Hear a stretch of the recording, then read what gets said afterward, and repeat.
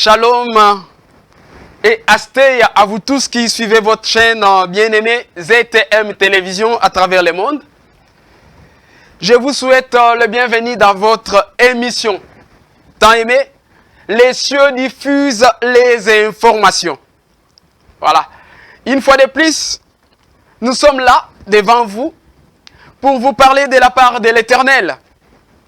Oui, c'est Dieu qui s'est décidé en cette période à répondre à plusieurs questions d'ordre humanitaire que l'homme se pose depuis des temps anciens et qu'il ne trouvait pas encore de réponse. Aujourd'hui, Dieu m'envoie vous parler de sa part. Et le thème d'aujourd'hui s'intitule « Ce qu'étaient les deux arbres du jardin d'Éden ». Aujourd'hui, l'Éternel a besoin de t'expliquer, de te révéler ce qu'étaient les deux arbres qu'on mentionne dans le jardin d'Éden. Oui, je vais expliquer un peu. Cela ne veut pas dire qu'au jardin d'Éden, il n'y avait que deux arbres. Non, non. Il y avait tous les arbres que tu peux voir aujourd'hui et d'autres que tu n'as jamais vus. Mais ces arbres-là n'étaient pas cités. Mais il y avait deux arbres dans le jardin d'Éden que l'Éternel avait mentionné, que la Bible mentionne. Et il s'agit de ces deux arbres dont nous allons parler aujourd'hui. Ce qu'étaient ces arbres-là vraiment. Alléluia. Sans plus tarder, je vais nous inviter à prendre nos Bibles. Nous allons lire dans le livre de Genèse au chapitre 2. Nous allons considérer les versets 8 et les versets 9. Oui, Genèse chapitre 2. Je parle de Genèse chapitre 2. Les versets 8 et le verset 9. Si vous y êtes, je lis ce qui suit. Puis Dieu planta en Éden, du côté de l'Orient, et il planta un jardin en Éden, du côté de l'Orient, et il mit l'homme qu'il avait formé. L'Éternel Dieu fit pousser du sol des arbres de toute espèce agréables à voir et bons à manger. Et l'arbre de la vie au milieu du jardin, et l'arbre de la connaissance du bien et du mal. Voilà, mon frère, ma soeur, toi qui me suis. Nous allons parler de ces deux arbres qui sont cités là.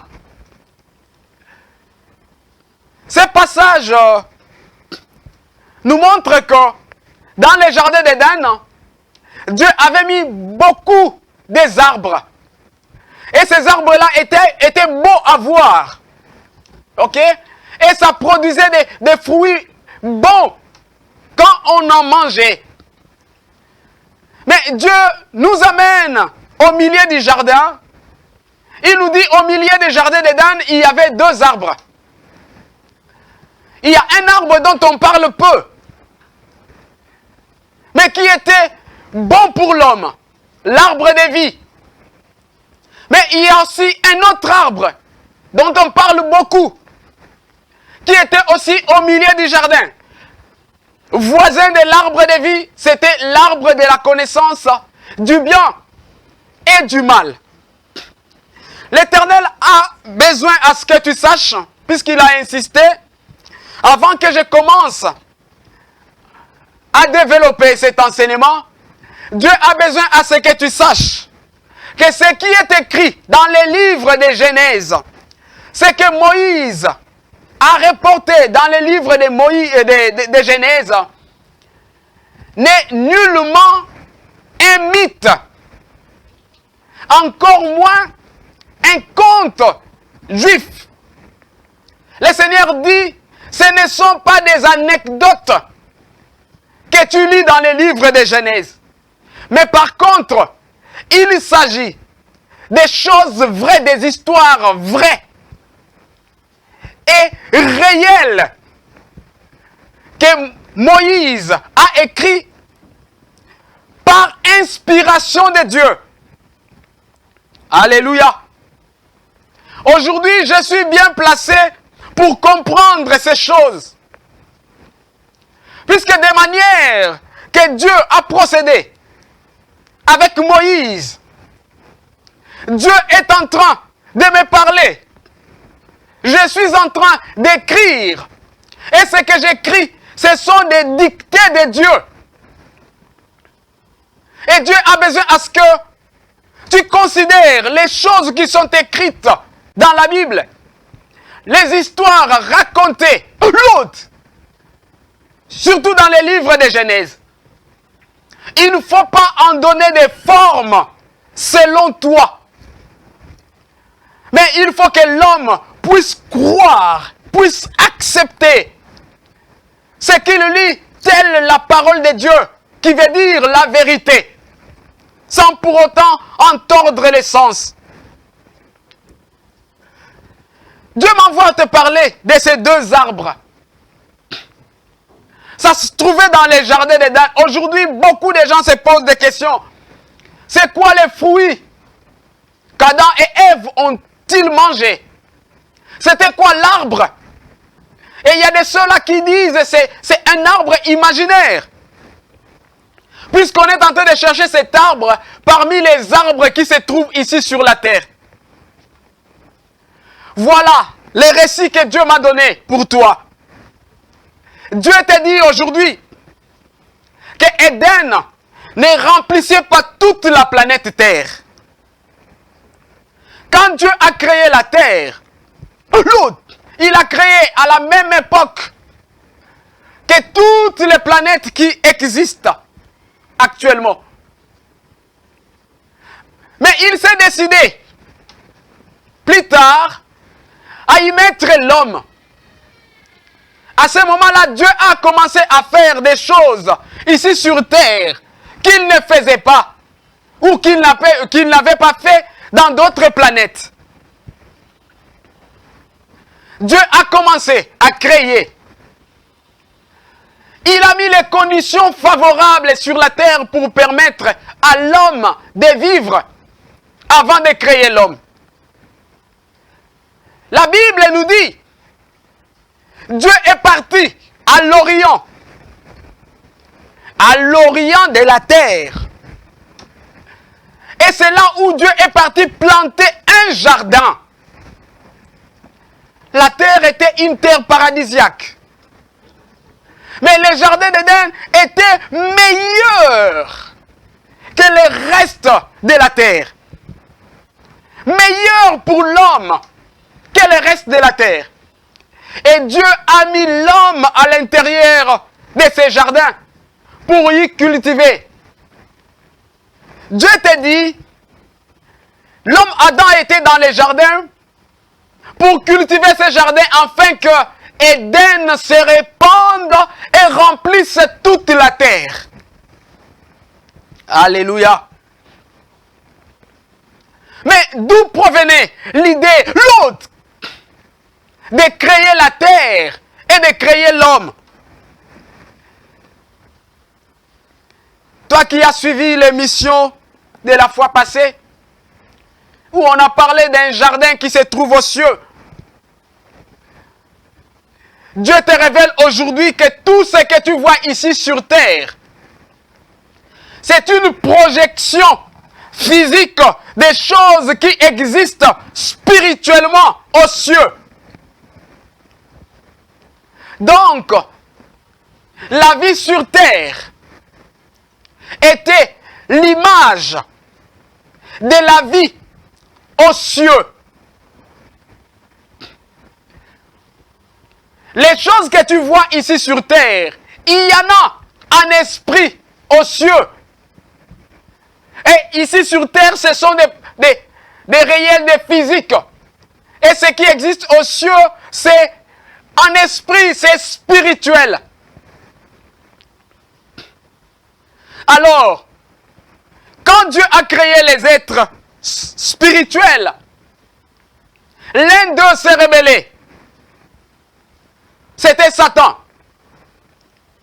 Quand les anges ont connu cette rébellion de Satan, il y avait déjà quelque chose que Dieu n'avait pas prévu aux cieux. Et c'est alors que Dieu s'est décidé de créer l'homme. Pour que l'homme fasse mieux. C'est que les anges n'avaient pas fait. Là, je parle de Satan et de ses démons. Dieu a voulu à ce que l'homme lui obéisse totalement, contrairement à ce qui était arrivé aux cieux par la personne de Satan. Aux cieux, les êtres qui sont là sont des esprits. Les anges sont tous esprits. Et Dieu a voulu à ce que l'homme qui devait créer soit différent des esprits. Et il crée l'homme à son image et à sa ressemblance. Et comment est-ce qu'il crée l'homme? Il crée l'homme ayant un esprit, l'autre, une âme et une chair. L'homme est trois dans un. Puisque l'esprit de l'homme porte le nom de l'homme. L'âme de l'homme porte son nom. Telle la chair de l'homme porte son nom. Tel que tu es là, si tu t'appelles Jean, je reviens encore. Donc tu es trois gens dans un. Il y a Jean qui est ta chair que tu vois. Il y a Jean qui est ton âme. Si tu vis dans la crainte de Dieu, ton âme qui sera ressuscitée. Les jours de la résurrection. Et à part ton âme, il y a Jean qui est ton esprit, qui existait même avant que tu puisses entrer dans les seins de ta maman. Les toi qui habitais en Dieu. Et c'est les toi qui retournent en Dieu, quel que soit l'autre. La façon que tu marches, ton esprit retourne en Dieu à ta mort. Dieu a voulu à ce que l'homme marche mieux dans l'obéissance à Dieu par rapport à ce qui était arrivé aux cieux par la personne de Satan. Voilà pourquoi Dieu va créer l'homme à son image et à sa ressemblance. Il est créé ici sur terre. Et Dieu va planter un jardin qui était l'image du jardin céleste de Dieu. Oui, Éden était l'image d'un jardin qui existe jusqu'à présent aux cieux. Et dans ce jardin, Dieu va mettre deux arbres. Alléluia. Quand Dieu a créé les créatures célestes, nous avons parlé la fois passée. À l'intérieur des créatures célestes, Dieu avait mis les biens. Mais il ne leur avait pas caché les mal qu'il avait mis dans les jardins célestes. Les anges connaissent bel et bien les mal. Mais ils ne les font pas. Puisque c'est interdit par l'Éternel de faire le mal. Aujourd'hui, il y a des anges qui font le mal. Là, je ne parle pas des démons. Sous l'ordre de l'Éternel. Puisque Satan était déjà parti toucher au mal. L'Éternel a créé une classe des anges. L'autre. Cette classe s'appelle les anges de caractère. Ces anges-là ont la possibilité, sous l'ordre de l'Éternel, d'aller toucher au mal et de s'en servir. Ce sont eux qui partent. Si Dieu a besoin qu'une classe des anges descende avec la colère c'est le mal. L'autre, un ange de caractère ira jusque dans l'arbre du mal, il va prendre la colère et il va télécharger, comme on recharge une batterie, dans ceux qui vont descendre. Et après avoir fini leur mission, ils retournent, on enlève les mal. Ils ne sont pas en repos avec les mal. Maintenant, quand Dieu a créé l'homme, Dieu s'est dit, j'avais montré le mal aux anges. Mais Lucifer a eu le désir d'aller toucher. Non, j'ai créé l'homme. Je mets en lui le bien. Mais je ne vais pas lui révéler le mal. Puisque je n'ai pas besoin que l'homme fasse le mal.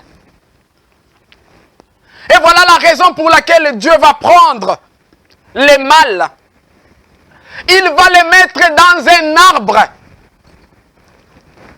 Et il va montrer à l'homme l'arbre. Il dit cet arbre, c'est l'arbre de la connaissance du bien et du mal.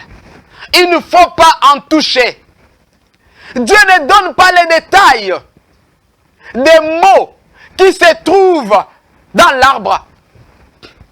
Il veut que l'homme lui obéisse tout simplement en bloc. Alléluia. À l'image des choses qui se passent aux cieux, où celui qui est 3 fois, je cite Jésus, aux cieux domine sur tout. Dieu a voulu à ce que celui qui était son image et sa ressemblance domine aussi sur tout ici sur terre. Voilà les pouvoirs, la puissance que Dieu donna à l'homme. Et un ange, déjà rebelle, l'autre va aller solliciter à ce que Dieu l'affecte ici sur terre. Oui, peut-être, tu te disais, mais si Dieu ne voulait pas que l'homme puisse tomber, pourquoi il a envoyé Satan ici sur terre? Dieu me dit, la vie angélique c'est comment? Chaque ange est affecté dans sa mission, dans sa fonction par Dieu. C'est Dieu qui décide de ce que tel ou tel autre ange doit faire. Et ils n'ont qu'à obéir. Mais quand il a créé l'homme, il l'a mis ici sur terre dans le paradis, Satan est parti demander à ce que Dieu l'affecte. L'autre, c'est lui qui est en train de te reporter ces messages. L'autre, c'est que ce qu'il dit, l'autre est la vérité. Satan est parti demander à Dieu qu'on l'affecte. Pourquoi? Puisque Satan jalousait l'homme. Dieu l'a affecté. Puisque Dieu avait confiance à Adam. Dieu savait que Adam ne broncherait pas, il lui faisait confiance. Il savait qu'Adam n'était pas créé comme les anges, il était 3 dans 1. Si sa chair faiblissait, l'autre, son âme et son esprit pouvaient résister à sa chair. Si son âme faiblissait, son esprit ne bronche pas, pouvait résister, l'autre, à son âme. L'autre, il faisait totalement confiance. Aujourd'hui, si l'Éternel te met devant une preuve, ça ne veut pas dire qu'il ne t'aime pas. Ça ne veut pas dire qu'il t'a tenté. L'Éternel ne tente personne. Et étant sur terre, Satan se voyait inférieur à Adam. Puisque Adam dominait sur tout. Ces sentiments-là, ces complexes-là d'infériorité, voilà pourquoi Dieu déteste les complexes, a poussé Satan à élaborer des plans, afin de faire tomber Adam. Alléluia. Adam, l'autre, a été observé par Satan. Satan cherchait où était la faille. Mais c'était difficile puisque ces deux personnes-là étaient très intelligents. Oui, je me répète encore, ces deux personnes exploitaient les 100% de leur capacité cérébrale. Mais au bout du temps, Satan a fini par découvrir ce que l'homme, l'autre, ne connaissait pas. il a compris. Et il a piégé l'homme. Dieu me dit, Satan a pris jour pour jour 265 ans à observer Adam et Ève. Et jusqu'à ce qu'il comprit que ces deux-là ne savaient pas qu'ils étaient créés comme Dieu et ils étaient des petits dieux. C'est alors que Satan va élaborer un plan pour utiliser ce qu'eux ignoraient. Mon frère, ma soeur, dans l'arbre de la connaissance du bien et du mal, il n'y avait aucun bien à l'intérieur. Cet arbre-là de la connaissance du bien et du mal ne contenait que le mal. Du début jusqu'à la fin, c'était le mal. En fait, c'est l'image de l'arbre du mal qui se trouve dans le jardin céleste. Dieu me dit, cet arbre-là, c'était un arbre comme tout arbre. Mais il y avait une différence par rapport aux autres arbres. Un manguier produit des mangues. Un avocatier produit des avocats. Mais l'arbre de la connaissance du bien et du mal produisait plusieurs fruits. Et Dieu me dit, à chaque fois qu'une personne se présentait sous cet arbre, tous les fruits étaient mûrs. Alléluia. Et c'était beau à voir. Mais l'homme n'était pas permis à y toucher. Si il y avait le mal dans l'arbre de la connaissance du bien et du mal, mais qu'est-ce qui se trouvait dans l'arbre de vie? Mon frère, ma soeur, l'arbre de vie était là. Il n'y avait aucune interdiction sur l'arbre de vie. L'homme était permis à manger de l'arbre de vie. La Bible dit, si on mangeait les fruits de l'arbre de vie, on devait vivre éternellement. Mais durant tout le temps qu'Adam et Ève étaient dans le jardin d'Éden, pas un seul jour, ils sont partis chercher les fruits de l'arbre de vie pour en manger. Alléluia. Est-ce que ils ignoraient les potentialités de cet arbre? Non, mon frère. Mais pourquoi ils n'en mangeaient pas? Alléluia. C'est puisque tout ce qui se trouvait dans l'arbre de vie était ce qui se trouvait en Adam et Ève. Les biens. J'espère que tu es en train de me suivre. Laisse que l'Éternel t'ouvre l'intelligence et que ces choses que tu es en train d'écouter puissent changer ta vie tant spirituelle que physique. Que tu commences à voir les choses dans l'angle de Dieu. Que tu commences à voir les choses dans les yeux de Dieu. Dans l'arbre de vie, il n'y avait que les biens. Et pendant que l'homme était dans le jardin, il était rempli de bien. C'était comme une personne qui avait mangé une nourriture et était déjà rassasié. L'homme vivait déjà pour une éternité. Il ne pouvait pas aller chercher une autre éternité puisqu'il n'y a qu'une seule éternité. L'éternel est un. Et la vie éternelle est une. Il ne pouvait pas avoir faim de l'arbre de vie puisqu'il était l'arbre de vie. À l'intérieur de l'arbre de vie, il n'y avait que du bien. Voilà pourquoi Jésus dit, son corps, c'est le pain de vie. Ah, si on doit considérer l'arbre à pain, qui produit les fruits, qu'on appelle les fruits, précisément l'ingala momboya. Cet arbre, on appelle l'arbre à pain. Nzete alipa. Tu vois, Jésus, sa chair est appelée le pain de vie. Puisque dans sa chair, il n'y a que du bien. Et Jésus était tel Adam était avant son péché.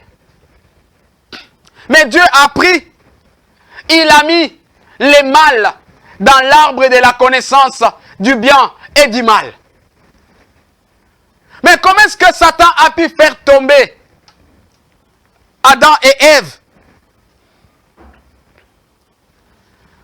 Dieu nous a élaboré un croquis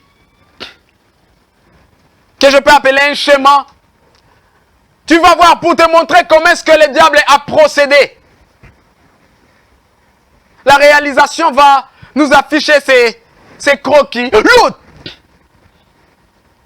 Ce n'était pas facile de faire tomber Adam et Ève.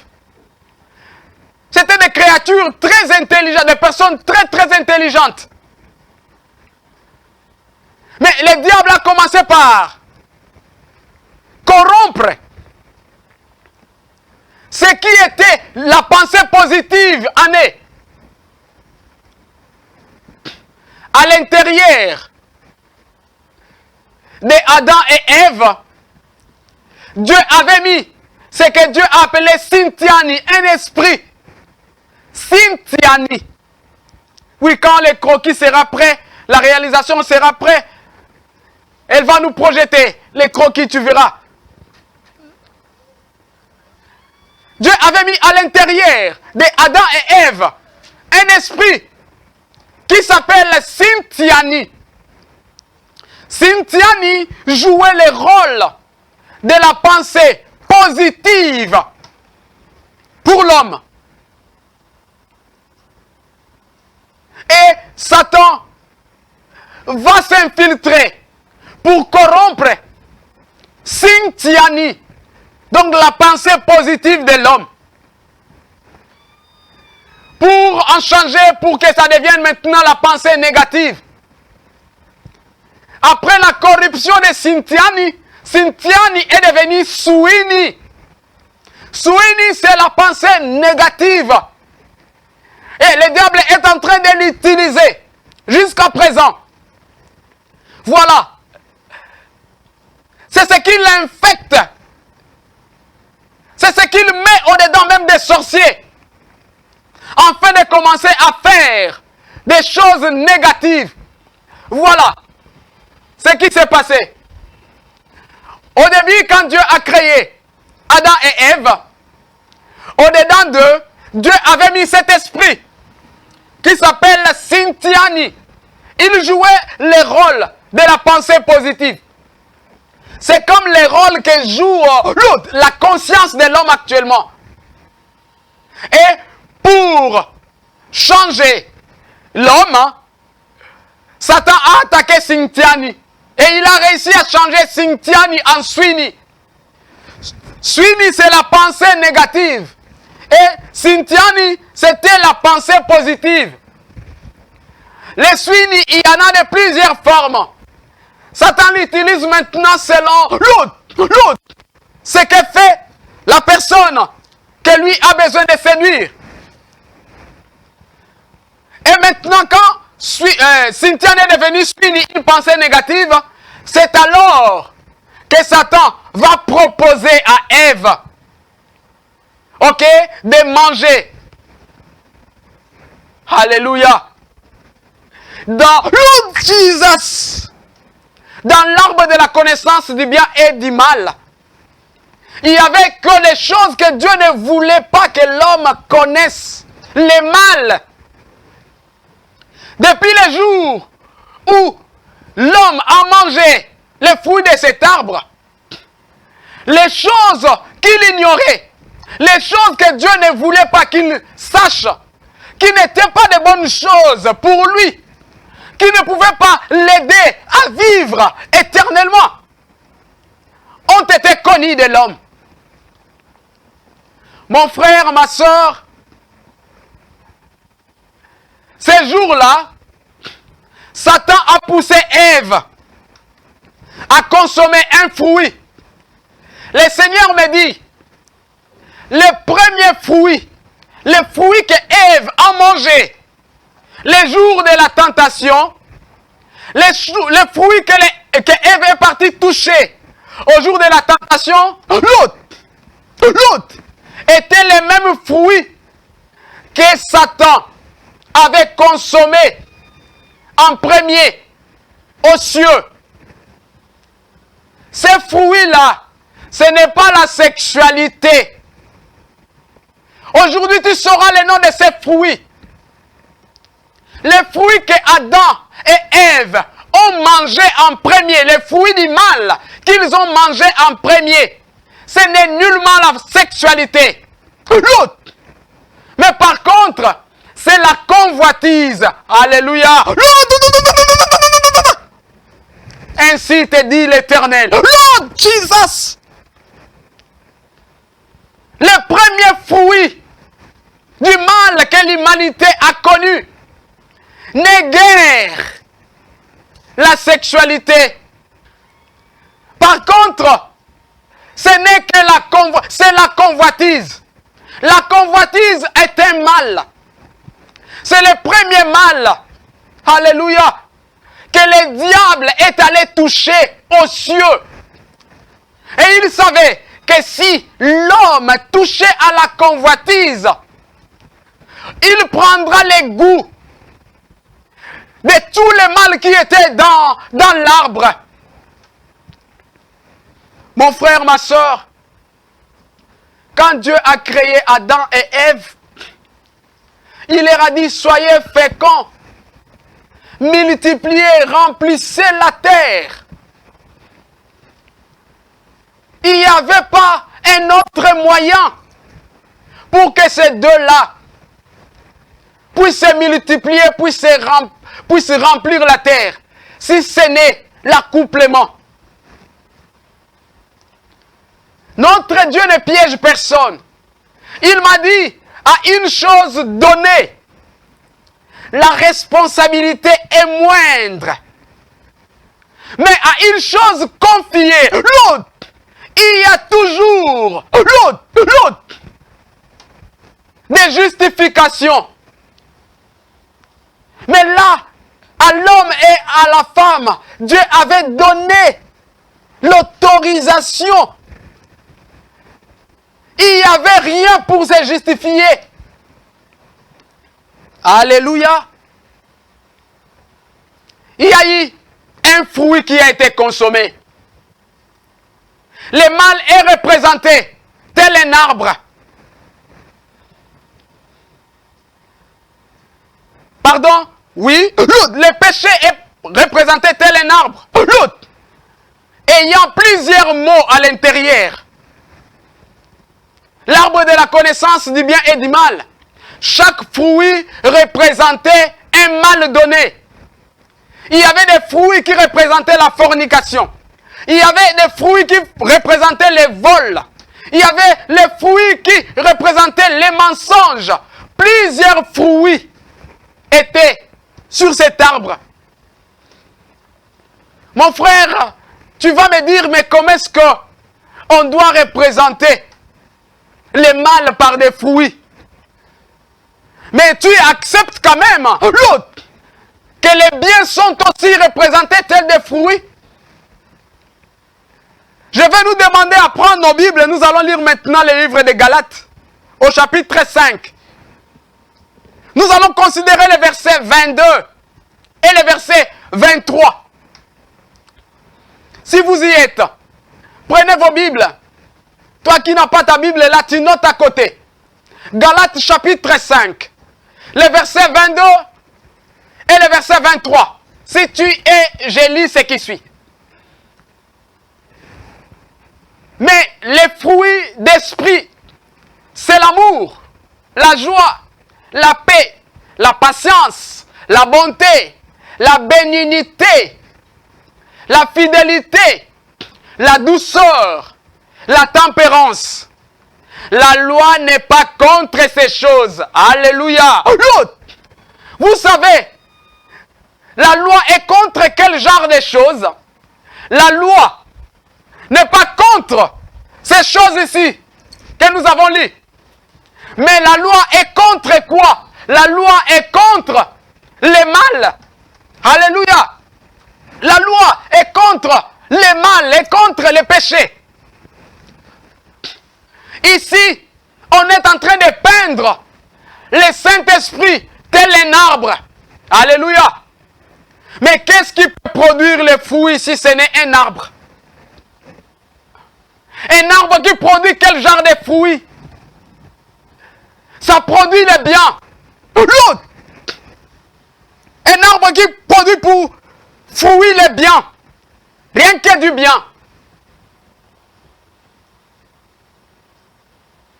On ne dira pas que c'est bien ici. C'est quelque chose d'autre. Ce fruit d'esprit, c'est quelque chose d'autre.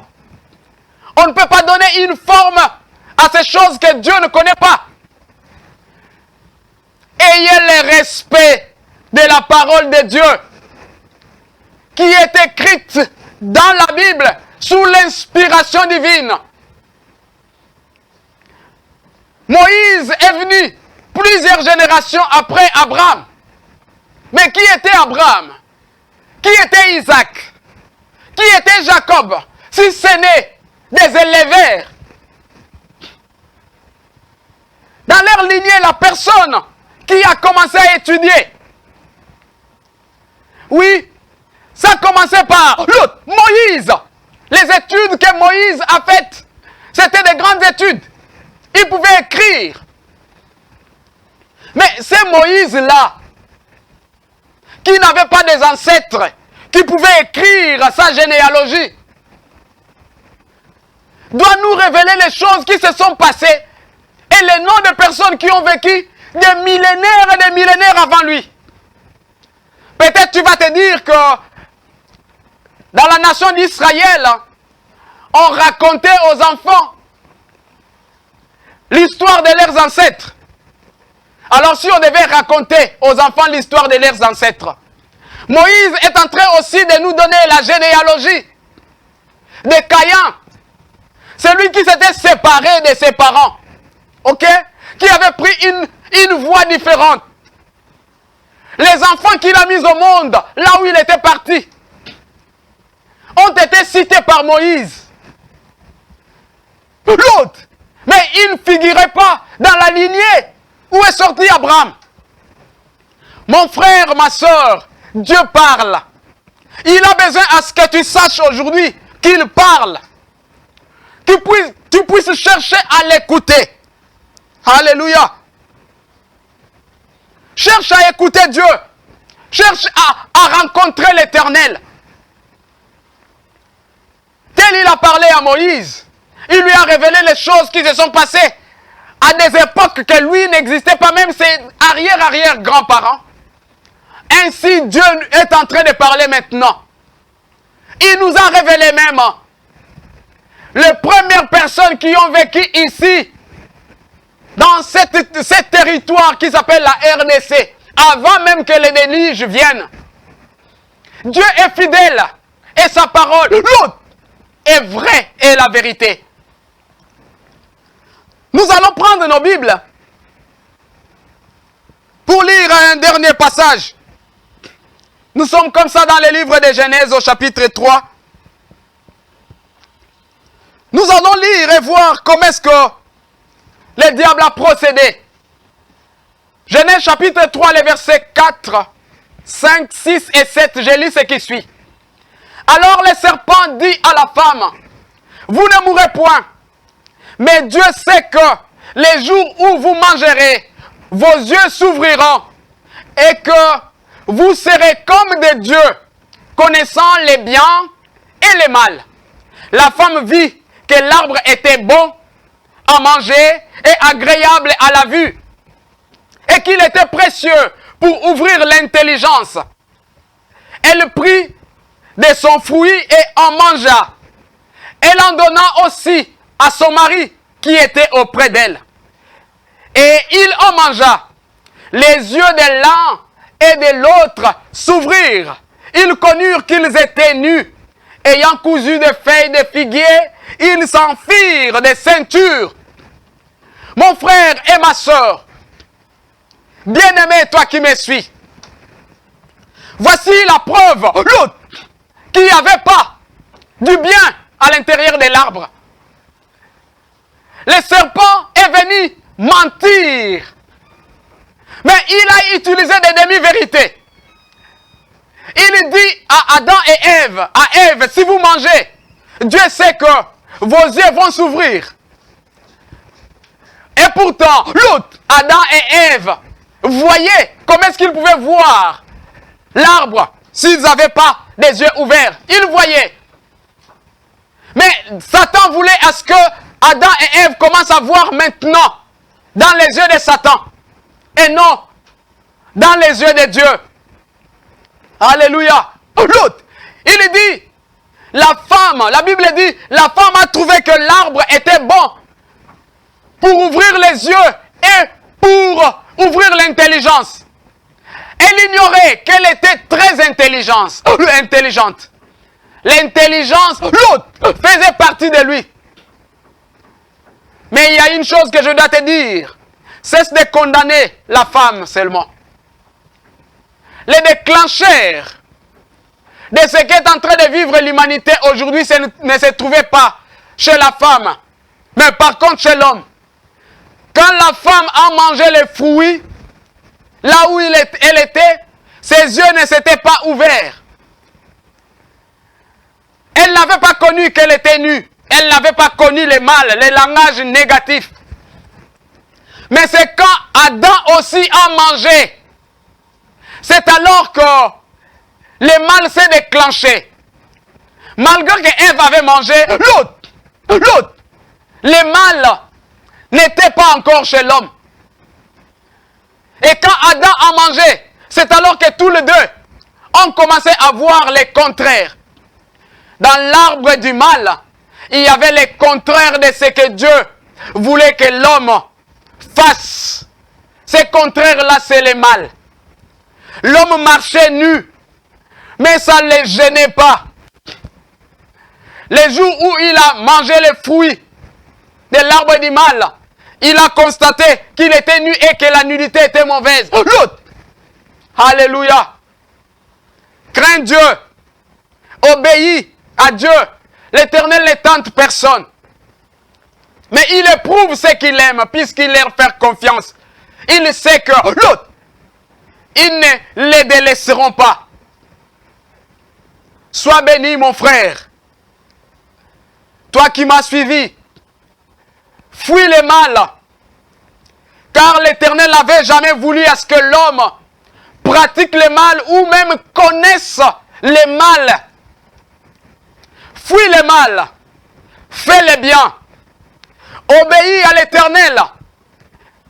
Et tu vivras éternellement. Quand le bien était sorti, c'est alors que Adam a eu le goût d'aller chercher l'éternité dans l'arbre de vie. Et cette voie lui était barrée. Mais cet arbre de vie se trouve caché quelque part. Éden se trouve réservé quelque part pour ceux-là qui craignent l'Éternel. Laisse que la lumière illumine ta maison. Et laisse que l'autre, Jésus, puisse vivre en toi étant le pain de vie. Merci beaucoup à toi qui nous a donné ton temps. Fais bon usage de cette connaissance que tu as. À nous revoir à la prochaine émission.